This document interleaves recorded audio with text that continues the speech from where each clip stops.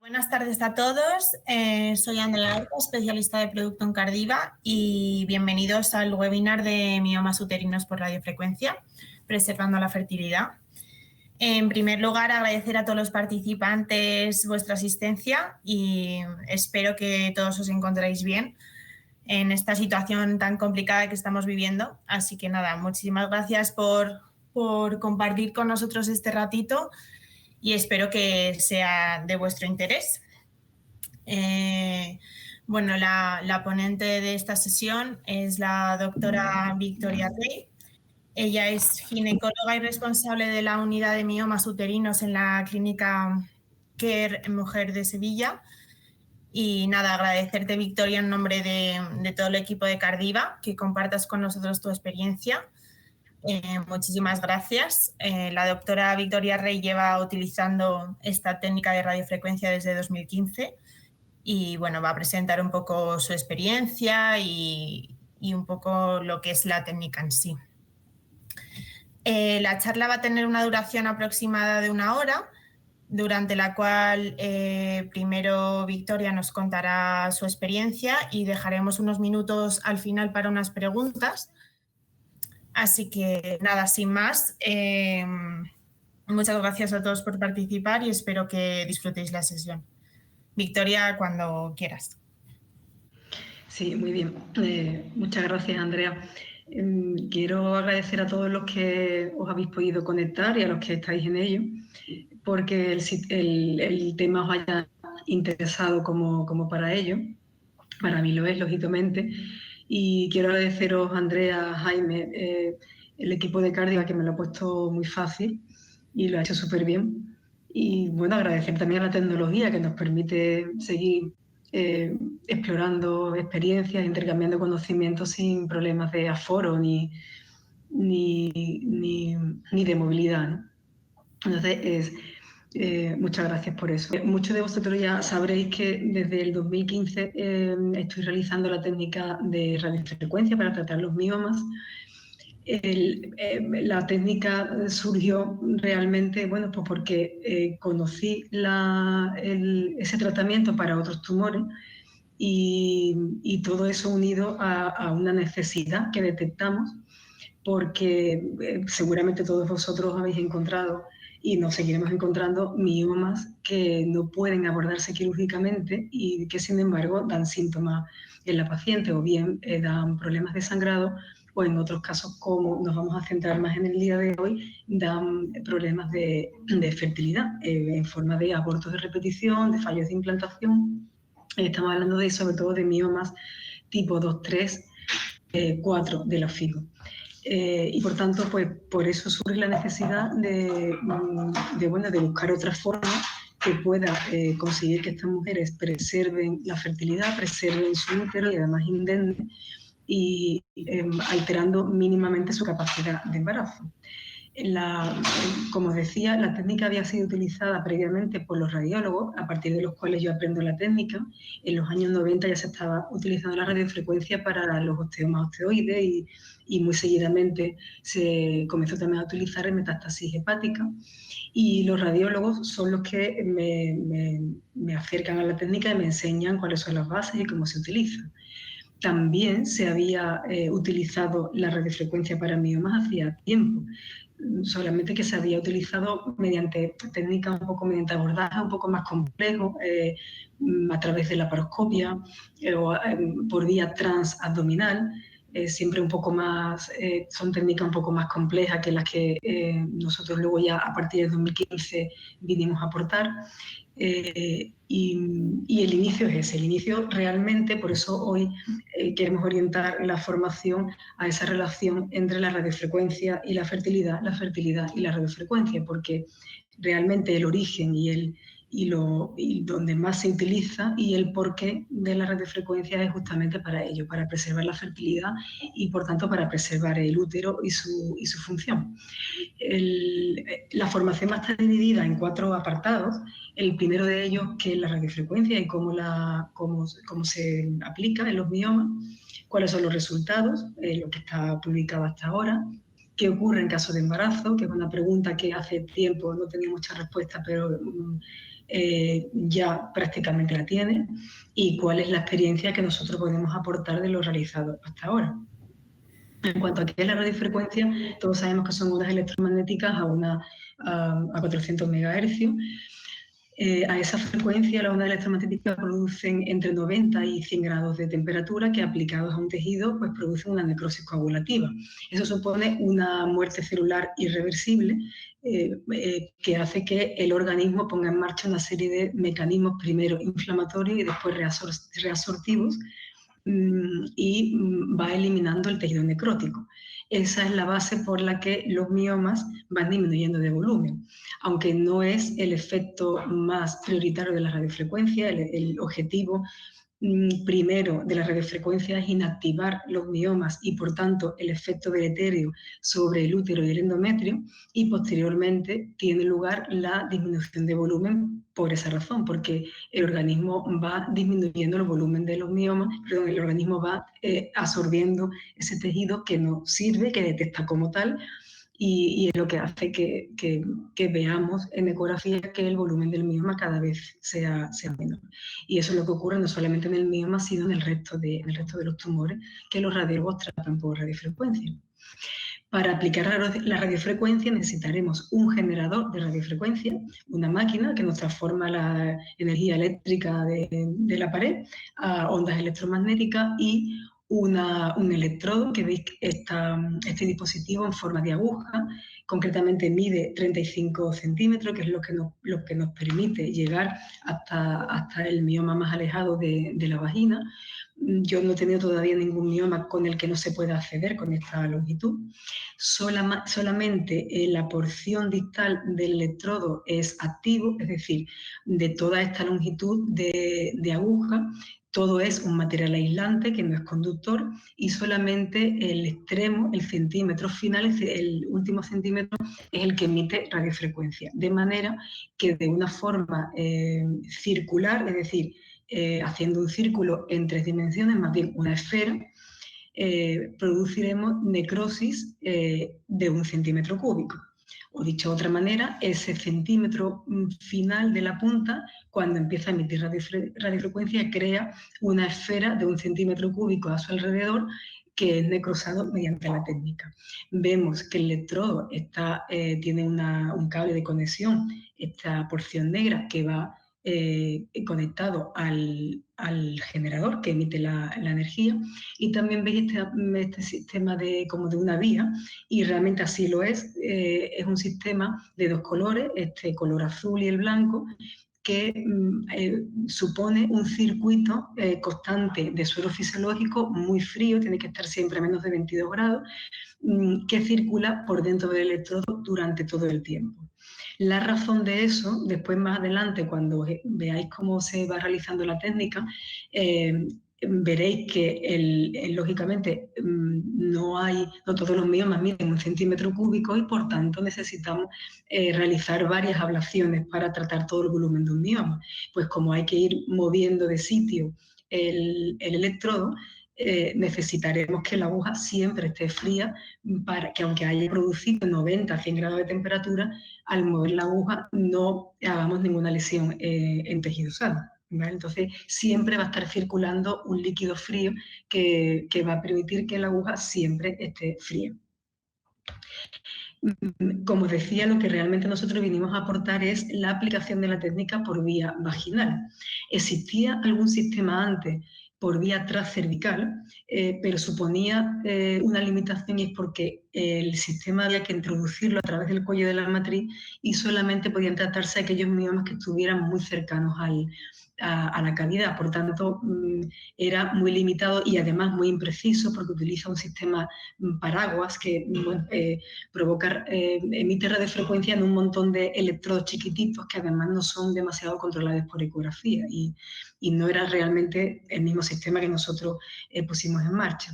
El electrodo que habéis visto antes de 35 centímetros, a través de una guía de ecógrafo, del ecógrafo vaginal, que posteriormente lo vamos a ver, se va a introducir siempre con control ecográfico continuo, utilizando generalmente el fornix anterior, siempre evitando los laterales porque es donde podemos tener riesgo de lesión vascular.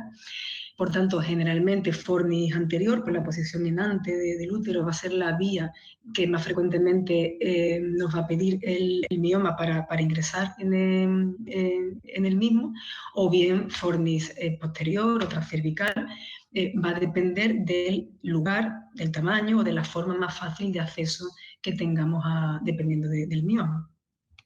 En este vídeo vais a ver cómo estamos realizando la radiofrecuencia. De momento, pues estamos viendo, antes de poner en marcha el vídeo, que tenemos un ecógrafo. Con la mano derecha vais a ver cómo manejo el ecógrafo, y con la mano izquierda, aunque eso depende de cada uno, no tiene por qué ser con esa bilateralidad, y con la mano izquierda pues estaremos manejando el electrodo. Veréis en el vídeo, que ya lo pongo para que lo podáis ver, que realmente mi punto de interés está en la pantalla del ecógrafo, porque realmente es lo que tenemos siempre que controlar. No podemos nunca hacer la radiofrecuencia sin tener la vista puesta siempre en el ecógrafo, por varios motivos. El primero, porque tenemos que saber dónde estamos emitiendo radiofrecuencia y asegurarnos que no estamos fuera del mioma, ni siquiera cerca de la periferia del mismo. Y en segundo lugar, porque lo veremos un poco más adelante con un esquema. La segunda razón es porque tenemos que tener siempre presente en qué lugar está situado el mioma, cómo estamos haciendo los distintos cortes de tratamiento para no dejarnos ningún área sin tratar. Con lo cual, por esas dos razones, para evitar lesiones térmicas inadvertidas y para no perder nunca, no desorientarnos en el mioma, siempre tenemos que estar presentes en el ecógrafo. La energía, la onda electromagnética que nutre al generador, al electrodo, perdón, y que proviene del generador, la estaremos controlando con un pedal que tenemos en los pies, y igual que un pedal que se utiliza en cirugía, en cualquier cirugía, pues lo pondremos en marcha y lo desactivaremos según nosotros vayamos viendo. Nosotros tenemos que tener el mando de ese pedal y del ecógrafo. En este vídeo quiero mostraros cómo se ve o qué vemos en la pantalla cuando estamos realizando la radiofrecuencia. Este es el caso de una chica joven con 3 abortos, bueno, 2 abortos de repetición y un ciclo de fecundación in vitro con un fallo de implantación, y tenía unos miomas que poco a poco habían ido creciendo, y que los dos que veis aquí, este de 5 centímetros y este otro de 3, los dos deformaban la cavidad y habían ido creciendo, y entonces ya en los 4 últimos meses antes de hacer la radiofrecuencia, pues le empezó a dar síntomas de hipermenorrea y de metrorragia. Vais a ver, vamos a tratar este de 5 centímetros, lo que tenemos grabado en el vídeo, y todavía no hemos comenzado la radiofrecuencia. Va a ser la primera vez que insertemos la aguja, el electrodo en el mioma, y vamos a ir viendo, lo pongo en marcha, vamos a ir viendo primero la aguja, cómo la insertamos. Ahora mismo estamos en el ecuador del mioma, que es por donde se aconseja empezar, por la mitad.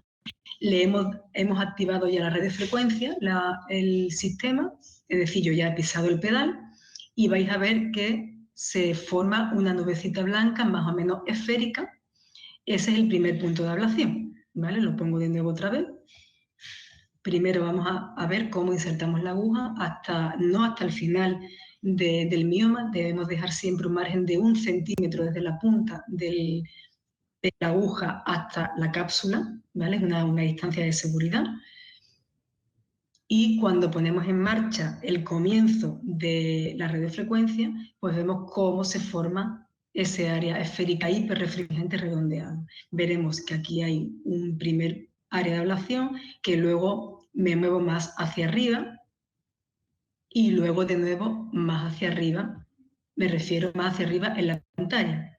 Si os habéis dado cuenta, hemos empezado por la parte distal del mioma y hemos ido haciendo puntos de ablación en línea hasta la porción más proximal.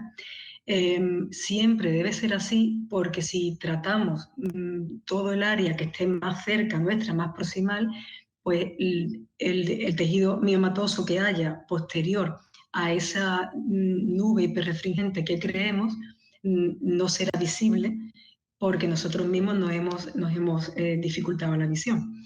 Por lo tanto, siempre es conveniente, por eso decía antes que tenemos que tener muy presente siempre la imagen del ecógrafo, en qué situación tenemos puesto el ecógrafo, qué sección estamos haciendo, cómo nos vamos a ordenar el trabajo para no quitarnos nosotros mismos la visión y que luego no tengamos ni siquiera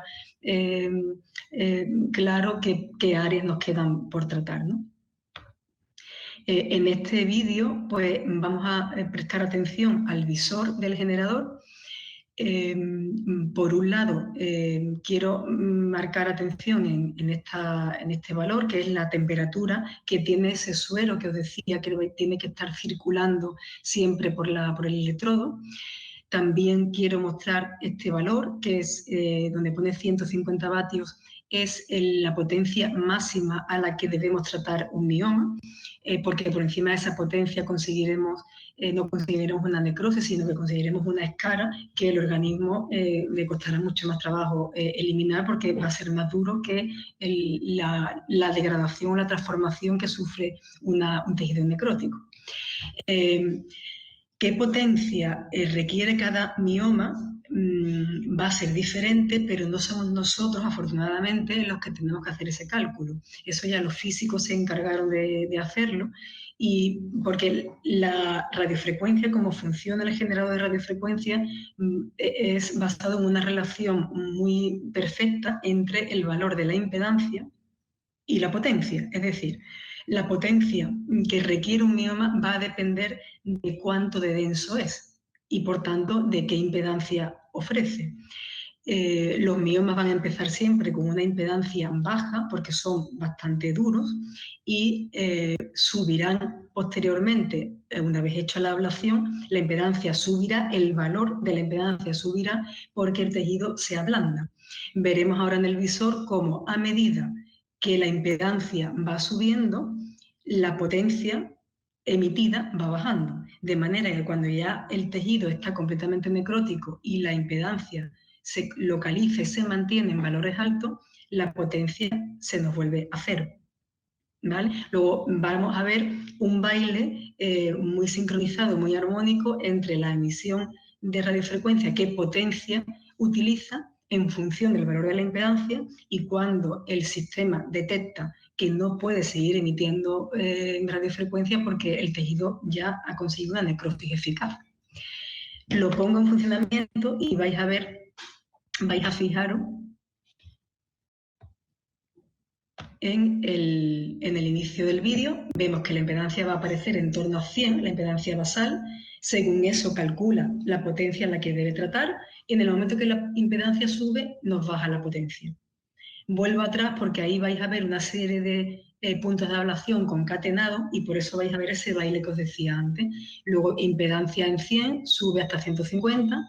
Cuando la impedancia sube, baja la potencia. Cambiamos el lugar de acción y por tanto nos vuelve a subir la potencia para hacer el segundo punto de ablación. Es decir, cada vez que nos movemos con el electrodo, el tejido no tratado nos va a suponer una impedancia baja porque el tejido todavía no está tratado, va a poner en marcha la potencia, es decir, el generador va a detectar que el tejido no está tratado porque la impedancia está baja y automáticamente pone en marcha la emisión de radiofrecuencia hasta un valor límite de 150, y cuando después de 2 o 3 segundos, 4 a lo sumo, que es lo que suele durar cada área de ablación, la impedancia subirá y el sensor del electrodo lo detectará como tal y mandará información al generador para que deje de emitir radiofrecuencia, ¿vale?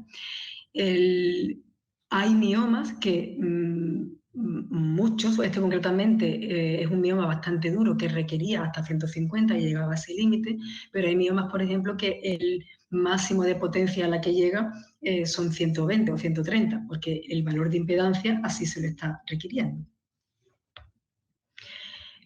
os decía antes, cómo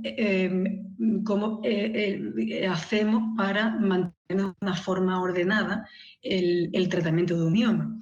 Es verdad que con los miomas tenemos, antes de explicaros esa cuestión, los miomas tienen una gran ventaja sobre otro tipo de tumores. Solamente pasa, por ejemplo, con el hepatocarcinoma, que tiene cápsula. Y por tanto, no hay necesidad de llegar hasta el último milímetro de tejido de mioma para conseguir un efecto de necrosis completa en todo el volumen. ¿Por qué? Porque siempre que no hayamos lesionado la cápsula, que no la hayamos atravesado, que no la hayamos pinchado por varios sitios, generalmente la entrada va a ser siempre la misma, por lo tanto la cápsula va a tener solamente un punto de rotura, el resto de la cápsula va a estar indemne y todos los puntos de ablación que hayamos hecho van a estar contenidos dentro de la cápsula, lo cual hace lo que los radiólogos denominan el efecto horno.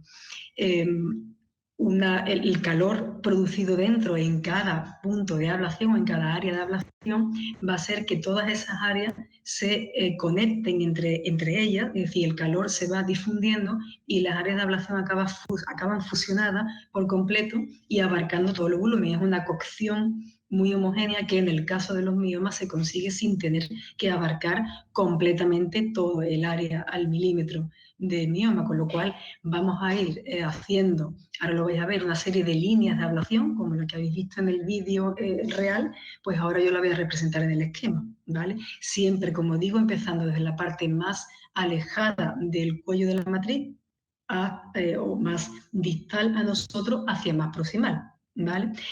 En sección transversal o longitudinal siempre tenemos que empezar por el ecuador. En este caso, imaginaros pues un mioma de forma ovoide y vamos a empezar por el ecuador. La sección a este nivel, pues decidimos que es redonda, porque en el esquema lo hemos decidido así. Tendremos que hacer probablemente 3 líneas de ablación en esa sección transversal, ¿vale? De primera haremos una línea de ablación, aquí os lo pongo como ejemplo, estas 3 áreas de ablación, por lo que ya tendríamos la parte izquierda de esa sección realizada. Haremos otras 3 líneas de ablación centrales y tendremos ya esa zona central tratada y así con el lado, con la porción derecha. Una vez hecha toda esa sección, una vez tratado esa sección medial, haremos otra o bien más arriba o bien más abajo. O si estamos haciendo secciones longitudinales, pues nos iremos a la sección de la derecha o la sección de la izquierda, ¿vale? En este caso lo estamos representando como si fuéramos haciendo secciones transversales. Hemos empezado por el ecuador, que nos ha supuesto 3 líneas de ablación. Ahora nos vamos a la sección superior, con probablemente 2 líneas de ablación serían suficientes, porque a menor diámetro, pues menor espacio para tratar.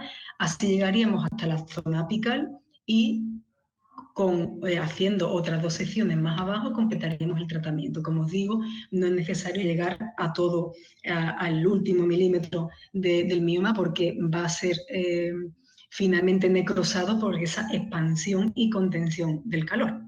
Entre una línea de ablación y otra, pues puede dejarse alrededor de medio centímetro, entre medio centímetro y 1 centímetro.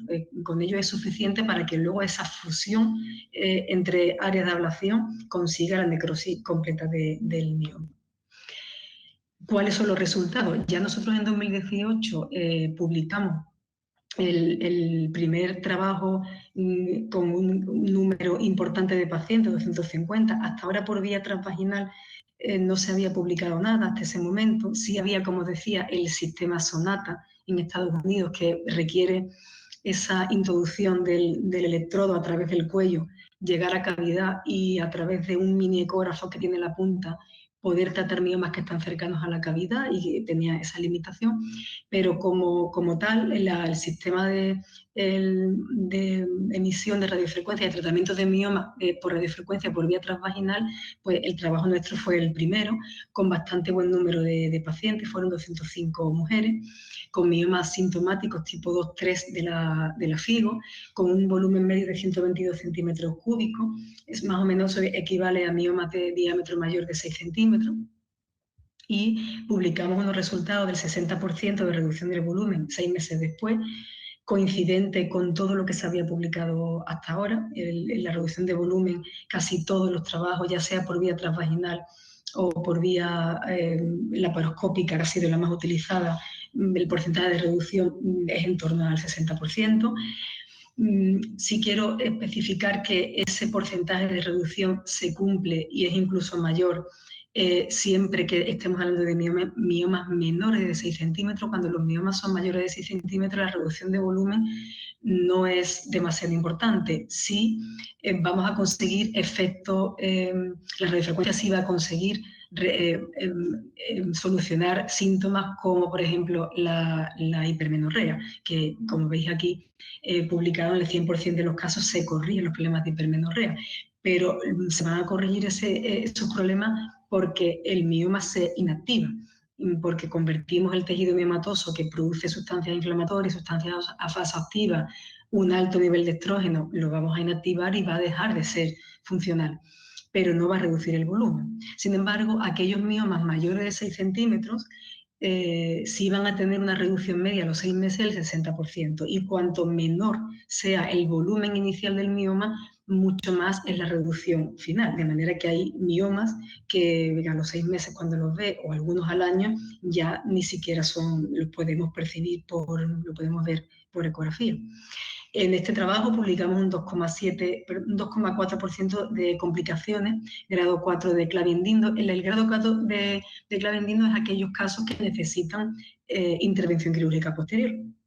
Y en este caso fueron 3 casos de mujeres con miomas intramurales que estaban muy cercanos a la cavidad endometrial, y que después de la necrosis, a los 2 meses, empezaron con una sintomatología de dolor y de sangrado y de dolor tipo cólico, y pues fueron casos en los que el mioma había, una vez necrosado, se había desinsertado de la pared del miometrio y había caído libre a cavidad y requirió histeroscopio para poder solucionarlo de forma definitiva. ¿Por qué en nuestra publicación solamente incluimos mioma tipo 2-3? Porque es cierto que puede realizarse en cualquier otro mioma, pero en nuestro trabajo fue específicamente los casos que nosotros utilizamos para ese estudio fueron solamente miomas tipo 2-3, porque consideramos que son los miomas que realmente no tienen otra alternativa. ¿Qué hacemos con miomas de este tipo que no son abordables por histeroscopia y que necesitamos preservar el útero por razón de fertilidad? O porque la mujer no quiere extirparse el útero.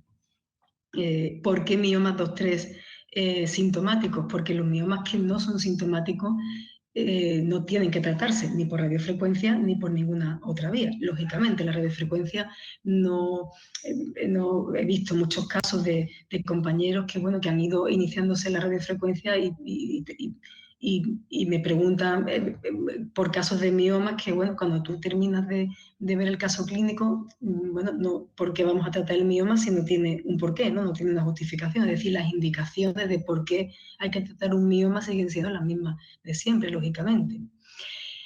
Otra pregunta frecuente es ¿qué hacemos con mujeres con abortos de repetición o fallos de implantación que presentan miomas que no dan otra sintomatología? Me refiero a ningún síntoma de sangrado. Pues lo digo porque es una pregunta que frecuentemente también con respecto a la fertilidad me hace mucho, y yo desde hace ya tiempo sabemos que en 2017 un trabajo de la CRM, publicado en el British Journal y en el Fertility Sterility, dejó claro que un mioma intramural, aunque no deforme endometrio, mayor de 3 centímetros o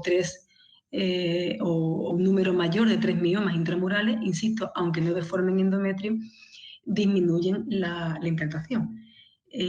Porque en los dos grupos que se hicieron, uno en el que las mujeres fueron a cirugía, en este caso no tiene nada que ver con la radiofrecuencia, pero estoy hablando de la indicación que tienen los miomas o la relación de los miomas con la fertilidad. Una mujer que tiene abortos de repetición y que tiene fallos de implantación y que presenta miomas no sintomáticos, es muy probable que sean la causa, no digo la única, porque siempre hay que estudiar el resto de los factores, pero es muy probable que esté bajando la tasa de embarazo.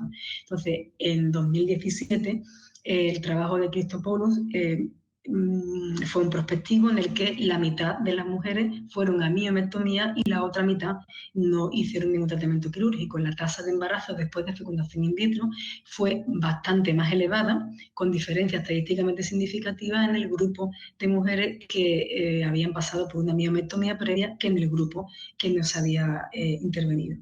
Luego, tenemos cada vez más claro que los miomas afectan a la fertilidad. No quiere decir que haya que tratarlos en primera instancia, pero con una historia de abortos de repetición o fallos de implantación no pueden dejarse sin tratar. Y por eso precisamente los miomas tipo 2-3 son aquellos que son tributarios o son la indicación por excelencia de la radiofrecuencia, porque son aquellos que no tienen mucha alternativa quirúrgica, o por lo menos la alternativa quirúrgica desde luego no preserva la fertilidad demasiado. En 2019, ya lo más reciente, en cuanto a resultados, tenemos esta revisión en la que se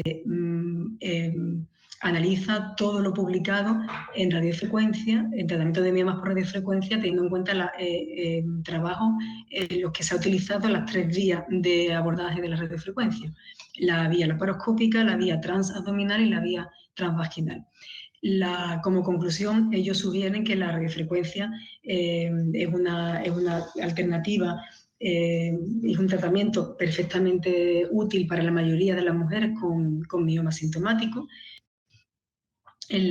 Cuando hace la comparación de los distintos trabajos por vía, como digo, por vía transvaginal, transabdominal y laparoscópica, entre los que está incluido en la vía vaginal, está incluido nuestro trabajo, concluyen que el abordaje transvaginal de la radiofrecuencia es el que tiene un tiempo de abordaje más corto, bastante más que la laparoscopia, lógicamente, con un tiempo medio del procedimiento de 24 minutos, un tiempo de ingreso más corto que cualquiera de las otras dos, una disminución del volumen del 66%, un 10% más que las otras dos técnicas. Y el trabajo también concluye y es lógico, que no queda muy clara, yo creo que no se leyó nuestro trabajo, creo yo, no llegó hasta el final, pero nos dice que, bueno, que le resulta raro que una técnica en la que se utiliza calor entre 90 y 100 grados y que lo utilizamos en un área con bastante víscera hueca alrededor, muy cercana al útero, pues como no se había publicado ninguna complicación. Hay una publicación muy antigua que solamente viene a relatar un caso una descripción de un caso de una quemadura intestinal, una perforación intestinal hecha después de un procedimiento de radiofrecuencia transabdominal. Nosotros, cuando publicamos el trabajo en 2018, pues no habíamos tenido ninguna otra complicación, pero hace un año aproximadamente, pues tuve un caso de una necrosis intestinal, de un mioma subseroso, no era demasiado grande y es uno de los claros ejemplos. La paciente no se estaba haciendo el tratamiento por ese mioma concretamente, se había tratado ya el mioma problemático, pero con intención de prevenir un crecimiento posterior y que no tuviera, ese mioma no le diera problemas futuros, pues se trató y hubo una temperatura, se quemó el intestino por continuidad. Y bueno, nosotros no habíamos publicado todavía los resultados, pero no creo que estas cosas hay que saberlas. No es una alta incidencia de complicaciones, que de 376 radiofrecuencias hechas, pues hayamos tenido un caso de lesión térmica por continuidad. Y además lo bueno también es que sabemos por qué se hizo y bueno, pues todas las técnicas se han nutrido de la experiencia en cuanto a las indicaciones y contraindicaciones. Este es un caso de un mioma, de cómo se ve un mioma 6 meses después. En el caso de una paciente de 42 años que había hecho ya 2 tratamientos de ovodonación, tenía un mioma de 6 centímetros que deformaba la cavidad en fondo, que se trató por radiofrecuencia y que 6 meses después pues, se veía el mioma ya muy concentrado en esta zona, bastante más pequeño, una reducción del volumen del 60%, y la paciente 6 meses después, que es cuando ya se vio así el mioma, se le hizo su tratamiento de fertilidad y en la segunda transferencia logró embarazo evolutivo y está ya prácticamente al final de su embarazo. ¿Qué ocurre en caso de embarazo? Porque al final, nosotros un poco sin quererlo, pues nos hemos hecho, somos un centro de referencia para mujeres con problemas de fertilidad y que además también tienen miomas. Incluso mujeres con problemas de mioma que son sintomáticos de alguna manera y que todavía no tienen niños, y muchas de ellas ni intención de tenerlo, pero que vienen a nuestro centro desde toda España para consultar si ese mioma que tienen sintomático y que están intentando tratar con un tratamiento hormonal o anteriormente con acetato de ulipristal, que ahora no está, pues vienen porque no quieren quitarse el útero, que prácticamente es la opción que le dan, y a lo mejor pues muchas de ellas todavía no tienen intención de embarazo, pero no quieren quedarse sin él. Y por tanto, por eso creo que también hemos acumulado más experiencia en casos de embarazos posteriores. En 2017 ya se publicó una revisión de todo lo que había, de lo que se había publicado en ese momento, que eran con el sistema Sonata, que os he comentado antes, el sistema Sonata en Estados Unidos. Eran 4 trabajos, 122 casos realizados de radiofrecuencia entre los 4 trabajos. Y claro, tener en cuenta que en todos ellos el deseo genésico era un criterio de exclusión para realizar la radiofrecuencia. Por tanto, pues no hubo muchos embarazos en esas mujeres después de la radiofrecuencia, pero en 20 casos las mujeres se quedaron embarazadas, la mayoría, 7 de ellas abortaron, tuvieron un aborto voluntario, otros fue un aborto espontáneo, y 12 de ellos sí fueron evolutivos y fueron embarazos normales con una tasa a término normal, que todos ellos fueron normales, hubo 2 cesáreas en ese grupo y totalmente comparable a cualquier otra población de embarazo y parto. Luego ya más reciente, en 2020, pues este chino resulta que revisa 1.575 mujeres. Como sabéis, siempre como ya hay tanta gente, los estudios siempre son muy, muy numerosos. Y entonces, pues más o menos, por no poner tantos números, es prácticamente mitad de la muestra, pues la mitad fue el tratamiento de los miomas fue mediante miomectomía, la otra mitad mediante hipertermia, y pongo hipertermia porque mezcla las dos técnicas, mezcla la hipertermia producida o conseguida con radiofrecuencia y también lo mezcla con casos de AIFU. Y pues después vio cuando las mujeres se quedaron embarazadas, cuántas se quedaron embarazadas y a qué tiempo después del procedimiento quirúrgico o el procedimiento por hipertermia consiguieron embarazo. En el grupo de la miomectomía se quedaron embarazadas el 75%, en el grupo de radiofrecuencia y AIFU el 70%.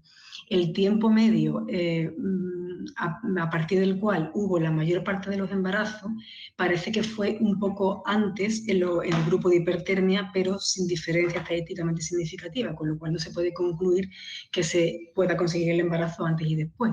También debo decir que tampoco explica mucho, suele pasar con los trabajos de los chinos, que tampoco da mucha descripción de qué tipos de miomas fueron los que se intervinieron y qué tipos de miomas son los que se trataron mediante radiofrecuencia o AIFU. Entonces me da la impresión de que quizá las indicaciones fueron diferentes y por eso pues el método de tratamiento también fue diferente, con lo cual no sé hasta qué punto, sí sé que el mioma, bajo mi punto de vista, tiene un sesgo importante porque no lo describe y hay que deducir que, por tanto, es probable que los miomas fueran diferentes. Nosotros no hemos publicado todavía nuestro trabajo. entre 2015 y 2020, como decía antes, llevamos 376 miomas tratados. No tenemos publicado todavía nuestro trabajo, me refiero en cuanto a los resultados de gestación, porque creemos que el momento no era cuando hicimos la primera publicación y lo es ahora ya. De esas 376 mujeres, nosotros tenemos 211 con deseos genésicos. A día de hoy, no todas ellas han hecho tratamiento de fertilidad o no se han puesto a buscar embarazo. De todas aquellas que lo han hecho, es decir, de todas aquellas mujeres que ya han hecho tratamiento de fecundación in vitro, al menos uno, o llevan a día de hoy 6 meses buscando embarazo, contamos con 71% de casos de mujeres embarazadas. Es decir, que de todas aquellas mujeres que han hecho fecundación in vitro después de la radiofrecuencia o llevan 6 meses buscando, ahí es donde hemos cerrado, digamos, el contagio, pues 71% de las mujeres están embarazadas. Muchas de ellas ya, como el 40%, ya han llegado al final del embarazo y ya han dado a luz. Y a diferencia del trabajo del chino, como os decía antes, que la tasa de cesárea decía también que era menor en el grupo de radiofrecuencia que en el grupo de miomasectomía, en nuestro caso la tasa de cesárea es prácticamente igual que en la población en general, por lo menos en la población nuestra. Y los casos de embarazo a término pues son los mismos que la población que nosotros manejamos en la ciudad de Sevilla, con lo cual no parece que haya ningún efecto negativo deleterio sobre la gestación posterior. El tiempo que nosotros, seguramente a lo mejor alguna persona le haya preguntado, alguno de vosotros, porque es frecuente y nosotros nos lo seguimos también preguntando, y ahora os diré cómo se podrá saber un poquito más adelante cuánto tiempo esperamos después de la radiofrecuencia para aconsejar embarazo. Y el tiempo prudente debe ser 6 meses, no menos de 6 meses, porque no ha habido todavía ningún caso de embarazo antes de ese tiempo. Y de hecho nosotros ahora estamos en un estudio, en un ensayo clínico en el que estamos viendo la receptividad endometrial antes y después del tratamiento por radiofrecuencia. Lo valoramos antes y después 3 meses y después 6 meses después de la radiofrecuencia. De manera que cuando terminemos este ensayo clínico, que espero pudiera ser a finales del año que viene, porque cuesta trabajo hacer una selección de mujeres, seguramente pues podamos definir si a los 3 meses, pudiera ser que a los 3 meses el útero, el endometrio estuviera preparado para poder hacer poder tener un embarazo sin problema. Va a depender de los resultados en receptividad endometrial. Pero es probable, como la muestra está muy bien seleccionada, los tamaños de los miomas son todos los mismos y las circunstancias iguales, pues es posible que en determinados tipos de miomas pues el embarazo se pueda permitir, digamos, antes de esos 6 meses. Pero todavía no es posible tener ningún dato fiable en ese sentido. ¿Qué nos ha dado la experiencia acumulada de hacer tantos miomas? Pues yo por eso lo pongo en el número 1, porque sobre todo sabemos que miomas no deben tratarse, o bien porque se han arriesgado, como este caso que os ponía antes de ejemplo, de la complicación, o porque realmente no sea efectiva, porque la reducción de volumen no se consiga, o bien porque los síntomas que da el mioma, como cuando tenemos síntomas de compresión, si son miomas grandes o hay un grupo de miomas, no tiene la misma efectividad. O sea, la paciente no va a notar esa mejoría en los síntomas tanto como si los síntomas son otros. Ya os decía antes que el síntoma que mejor, más agradecido es después de la radiofrecuencia y además más rápido son los problemas de hipermenorrea. Por tanto, ¿qué miomas no deben tratarse? Es de las primeras cosas que deben saberse. Sabemos ya también qué resultado podemos esperar en cada tipo de mioma, con qué volumen o cuál es el volumen máximo de mioma que debemos tratar por radiofrecuencia, qué porcentaje de volumen va a reducir. Los miomas más indicados, por tanto, van a ser, aunque pueden realizarse la radiofrecuencia en miomas situados en cualquier lugar, pero conveniente que siempre sea menor de 6 centímetros. Cuanto sea mayor de ese volumen es porque lo que vamos buscando es una reducción de sangrado prácticamente, porque si no, no va a haber otro motivo por el que tratar un mioma mayor de ese volumen. Y tipo 2-3 de la FIGO es la indicación estrella de la radiofrecuencia, porque realmente es lo que motivó, lo que generó la técnica. Tiene una baja tasa de complicaciones. Sí, es verdad que para que esto sea así necesita un buen adiestramiento, es decir, que necesita conocer bien la técnica, acercarse a alguien que la haga mucho, y bueno, esos tips and tricks que uno se lo deben transmitir, pero luego poco a poco, a medida que va haciendo indicaciones prudentes de mioma poco arriesgado, pues va adquiriendo con el tiempo. Corrige los problemas de sangrado, y eso es en un 100% de los casos, a no ser que haya otro motivo, lógicamente. En cuanto a la receptividad endometrial, sabremos pronto si, primero sabremos si los miomas provocan, como parece que es, problemas en la receptividad endometrial por el simple hecho de estar. Cuando no son tratados, producen un problema de receptividad endometrial, aunque no lleguen a la cavidad endometrial, aunque no la deformen siquiera. Y veremos también cómo se corrige después de ella y cuánto tiempo después la receptividad endometrial está recuperada.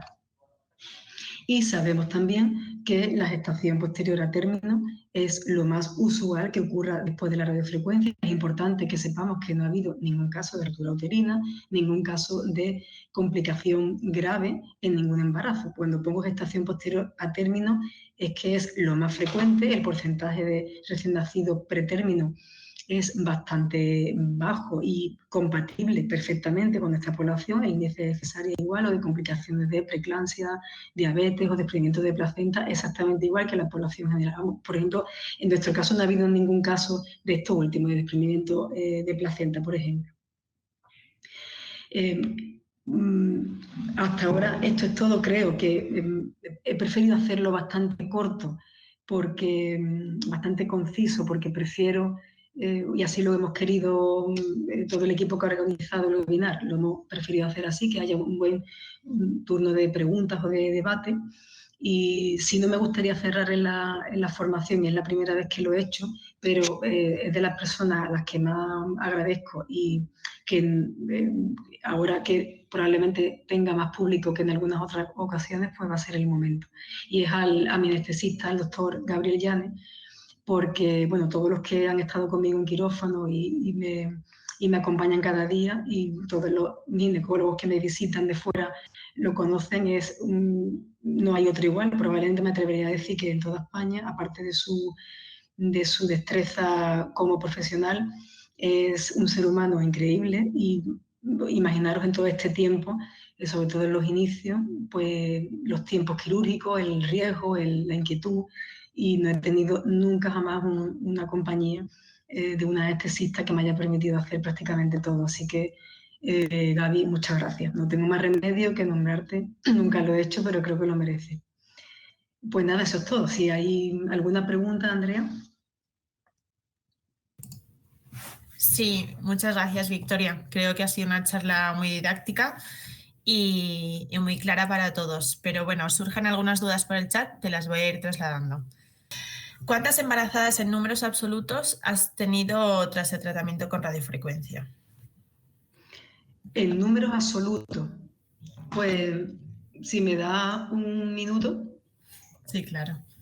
Yo creo que en diapositiva has hablado de un porcentaje, ¿no? Un 70%.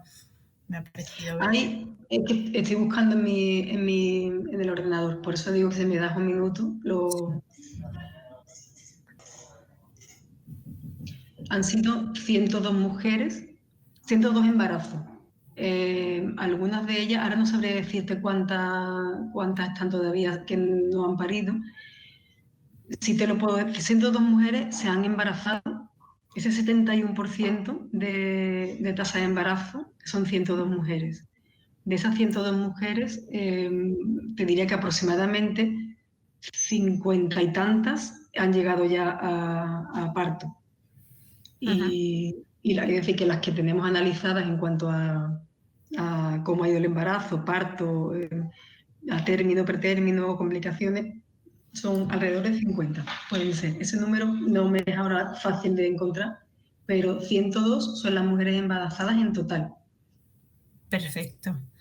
También preguntan por aquí si es posible retratar un mioma ya intervenido y luego si una mujer tiene más de un mioma, si recomendarías tratarlo en un mismo procedimiento o preferirías hacerlo en 2 actos.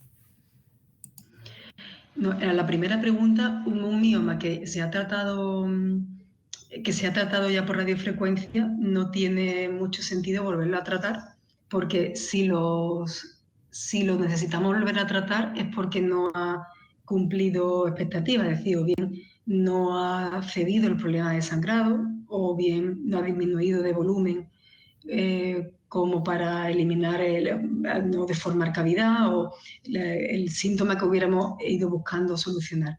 Entonces, si la radiofrecuencia no lo ha solucionado, no procede otra radiofrecuencia porque se supone que ese tejido dentro del mioma está entero necrosado, con lo cual no podemos necrosar lo ya necrosado, a no ser que el mioma pues, no se hubiera tratado completamente la primera vez y se haya revascularizado. Yo he visto un caso así. Entonces, en ese caso, pues sí, puede hacerse la radiofrecuencia otra vez y no hay ningún problema. Pero no tendría mucho sentido tratar un mioma ya tratado porque estaríamos haciendo una necrosis sobre otra necrosis. Entonces, no estaríamos consiguiendo nada. Y en cuanto a la otra pregunta, en un mismo acto se debe tratar todos los miomas que sea posible dentro de un límite. Ese límite es un volumen sumando el volumen de los miomas a tratar, que ese volumen no supere los 10 centímetros de diámetro máximo, que tendría alrededor de 320 centímetros cúbicos en total. Es decir, no podemos hacer una necrosis superior a lo que supondría un volumen total de 10 centímetros de mioma, porque además, de hecho, es el mismo límite que tiene el AIFU y que tiene también la embolización uterina, porque por el síndrome postnecrótico que podemos producir posteriormente. Luego, el límite va a ser ese. Perfecto. Pueden tratarse varios miomas en el mismo acto, de hecho debe hacerse, no, lo ideal no es tener a la mujer 2 veces en el quirófano. Perfecto. Otra de las preguntas que surge por el chat dice, ¿por qué se indica dicha técnica en miomas de tipo 2 si se conoce que existen técnicas histeroscopias eficaces y con menor tasa de complicaciones? Si el mioma se puede tratar por histeroscopia, hay que tratarlo por histeroscopia, sin duda. La radiofrecuencia no sustituye a la histeroscopia. Si el mioma es un tipo 2, que es abordable por completo por histeroscopia, no tengo duda. Hay que hacer histeroscopia. El problema es cuando el mioma tiene 3 centímetros y es un tipo 2 y por histeroscopia pues no se puede tratar de forma completa. Entonces, lógicamente, hay que particularizar según la destreza del cirujano. Eso como en todo. Pero si la indicación de histeroscopia existe, no huelga la radiofrecuencia, no hay por qué utilizarla. Si la radiofrecuencia va a extirpar completamente el mioma, no tenemos por qué estar esperando a que reduzca de volumen. Eso es así. Muy bien, perfecto. También nos preguntas que si hay alguna diferencia en la respuesta a la radiofrecuencia en función del tratamiento previo con análogos de ulipristal. Pues yo no he utilizado los análogos, vamos, creo que muchos de nosotros ya hace tiempo que no los utilizamos y yo no lo he utilizado en mujeres antes de radiofrecuencia, sí he utilizado el acetato de ulipristal y los resultados eran bastante buenos porque yo le ponía un ciclo de acetato de ulipristal, es decir, 3 meses, y llegando al final del primer ciclo hacía la radiofrecuencia. Mi impresión es que el resultado era mejor. En cuanto, cuando digo el resultado era mejor, es que la reducción de volumen, la realización de la técnica era más fácil porque ablandaba mucho el mioma y la respuesta, el porcentaje de volumen reducido era también mayor. y creo que es porque el acetato de ulipristal disminuía mucho la vascularización del mioma, aparte de que lo ablandaba, y por eso era más fácil tratar los miomas. Me refiero al procedimiento, al momento del procedimiento resultaba más fácil porque era más fácil movilizar el electrodo dentro del mioma, y luego el porcentaje de volumen reducido también era mayor. Y eso sí, con análogo no tengo experiencia, pero con acetato de ulipristal bastante. Muy bien. ¿Y qué función tiene la elastografía para indicar o valorar la indicación del procedimiento? No sé si tú usas la valoración de la elastografía. No he hecho nunca valoración de la elastografía. No sabría responderte porque no es algo que yo maneje, y no sé si hay algo publicado al respecto. Creo que no, porque he hecho una revisión reciente de lo que había en radiofrecuencia, entonces no sé qué puede aportar. No sé si a lo mejor quien lo pregunta puede a lo mejor estar pensando que para valorar la afectación del mioma, o cuánto es el grado de afectación del mioma del embarazo, quizás sea lo que está pensando, pero no tengo experiencia para poder responder a esa pregunta.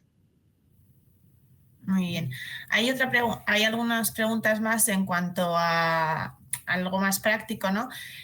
Preguntan que si ponéis antibiótico antes y después del procedimiento, qué ocurre con la coagulación y qué síntomas pueden esperar los pacientes posquirúrgicamente, tras el tratamiento.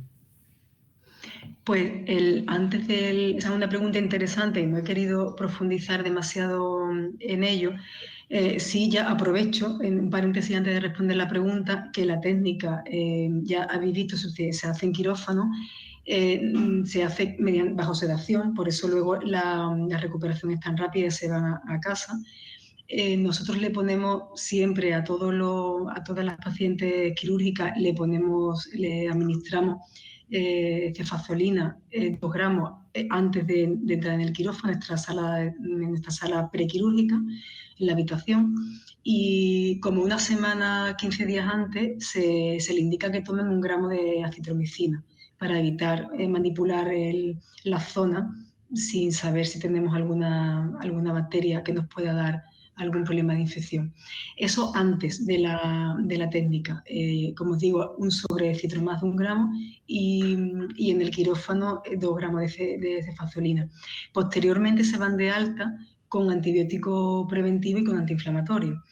Los síntomas más frecuentes son pocos. Lo más frecuente es que notes si acaso cierta tensión pélvica parecida a cuando va a bajar la regla. Un manchado que puede durar variable, depende de dónde esté situado el mioma, puede durar 1 semana, incluso todo el mes hasta que baje la siguiente regla. Y a los 20 días es frecuente también encontrar un líquido que se empieza a expulsar, un líquido cuando ya el mioma necrótico empieza a degenerarse, a convertirse en un tejido más líquido. Pues aproximadamente a los 20-30 días empieza a expulsarse en aquellos miomas que tienen una vía de comunicación cercana a la cavidad endometrial, un líquido marronáceo, amarillento, así feote, y siempre se les avisa de que eso puede ocurrir y no pasa nada. Entonces, la tensión pélvica, el manchado 1 semana o 1 mes, variable, depende de la localización de los miomas, ese líquido que os digo, que comentaba, y hay alguna febrícula por las tardes 4 o 5 días después, entra dentro de lo normal. No es que me aparezcan siempre los 4 síntomas, pero alguno de ellos puede pasar perfectamente. Las pacientes se van con unas instrucciones en las que se le avisa que eso es así, y normalmente, por lo general, no da ningún problema. El antibiótico y antiinflamatorio se le pone durante los 5 primeros días, y se le insiste mucho en que el antiinflamatorio no se le tome solamente si tiene dolor, porque por esa razón al final no se lo tomaría a ninguna. Pero se le insiste que como antiinflamatorio, para limitar lo más posible esa reacción inflamatoria inicial, pues va muy bien. El Enantium es el que nosotros utilizamos, si no hay alergia ni nada, utilizamos Enantium. Muy bien, perfecto. Yo creo que la última pregunta que vamos a realizar para no alargar mucho la sesión Y si queda alguna, lo que vamos a hacer es recopilar una serie de preguntas y hacértelas, Victoria, si te parece, y ya las mandaremos por correo para no alargar mucho el proceso. Pero bueno, la última que nos ha llegado repetidamente es ¿qué distancia se considera segura desde la cápsula hasta la serosa en los miomas, bueno, en general en los miomas transmurales de 2 a 5? ¿Qué distancia entre la cápsula y la serosa? Sí. Se considera segura para realizar una transmisión. Lo que hay que considerar el concepto que hay que medir, es decir, la cuestión no es la distancia entre la serosa y entre la cápsula del mioma y la serosa, sino entre la cápsula del mioma y el electrodo. Podemos tener un mioma que llegue más allá del límite de la serosa, es decir, que abulte también hacia la superficie del útero y no por ello hay que dejarlo de tratar. Lo importante es que la punta del electrodo se quede a 1 centímetro de la cápsula, porque en ese caso nunca podremos hacer una quemadura por continuidad. Es decir, si tenemos un mioma que sobrepasa, que abulta sobre la serosa, pues lo que puede tener detrás es o bien área vesical, si está en anterior, o intestino delgado, intestino grueso. Y por tanto, pues ahí lo que prima es la seguridad siempre prima la seguridad, lógicamente, de todo lo que hay posteriormente a la cápsula, ya sea un músculo sano o ya sea, que es peor todavía, la visera hueca. Entonces, lo que debe haber es 1 centímetro entre la punta del electrodo y la cápsula. Si la cápsula tiene más o menos distancia hasta la serosa, no por ello no es tratable. Vale, o sea, es decir que aunque el mioma esté cerca de la serosa, no hay ninguna distancia mínima para indicar este procedimiento. Claro, se puede tratar siempre que el electrodo no llegue a sobrepasar esa distancia de seguridad que es ese centímetro, que es lo máximo a lo que nos podemos acercar a la cápsula. A la cápsula que está distal a nosotros, que es la parte que está en contacto con el intestino. Siempre va a ser esa parte. La parte que sobrepasa la serosa siempre va a ser la distal. La proximal siempre la vamos a tener hacia nosotros, ¿no? Nunca va a tener ese riesgo. Pero que esa distancia de seguridad de 1 centímetro hay que tenerla en el caso de los miomas que están pegados a la serosa o incluso más allá de la serosa porque abultan hacia el otro lado, y también en miomas que tienen distancia de sobra hasta la serosa, pero no queremos hacer una quemadura de miometrio de músculo sano. Porque de hecho si hacemos una quemadura de músculo sano sí estaríamos produciendo una técnica que produciría bastante dolor. De hecho la embolización de la arteria uterina produce bastante dolor en el postoperatorio porque se necrosa no solamente el mioma, sino mucha área sana que tiene nociceptores, que